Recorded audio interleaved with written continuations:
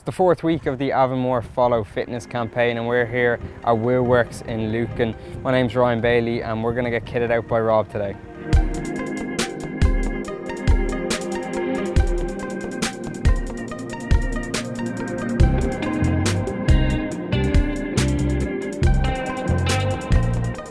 This is Rob Cummins from Wheelworks. Rob, thanks a million for looking after us today. Great service as usual.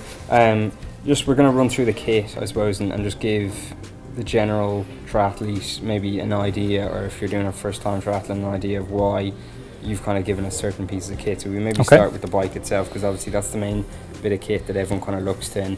And I know, talking to Brian Keane, a former triathlete, last week, and he was saying that yeah, everyone just goes and they want to spend all this money on the best kit and the best bike to look the part. So kind of the advice that you give most people and kind of why you've given us this model today. Okay, if you're doing triathlon or road racing or that type of thing, the type of bike you'll want will be a road racing bike, so one with a dropped handlebar like this.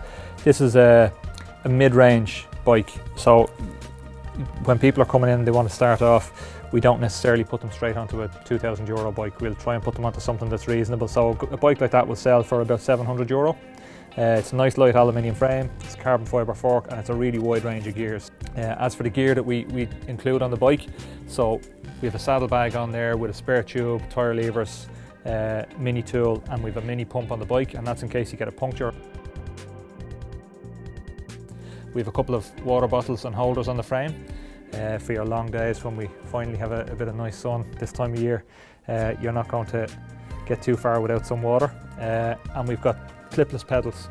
So the idea with the clipless pedals is your shoes have a plate on the bottom of the shoe, and the plate clips into the pedal, and then you're locked in place and you get much better power transfer. So the bike shoes are very important.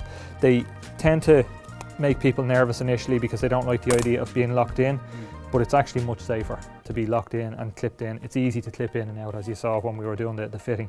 Once you're clipped in, you're much more secure, you get better power transfer, and you're less likely to slip off the pedals and crash. So we have bike shorts with a pad, so you have a decent memory foam pad in these. They're Lycra shorts. You want to get these tight, skin tight. You don't want them loose at all, otherwise you'll end up getting chaffed and sore.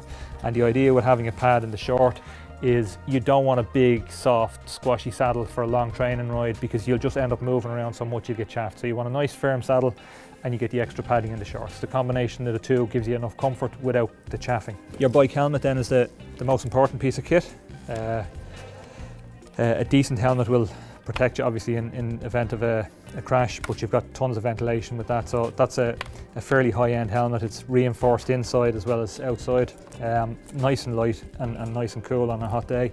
A good triathlon wetsuit will have different thickness in the arms, on the side panels, on the legs and on the front panel, and the idea with that is you want to get buoyancy from the front panel and from the legs. So a lot of triathletes come from maybe GAA or running or cycling, and they'll have big legs, and if you've got muscular legs and they're lean, there's very little buoyancy in them, and our technique as beginners wouldn't be great either. So your legs tend to drag in the water, and it's like pulling an anchor along behind you.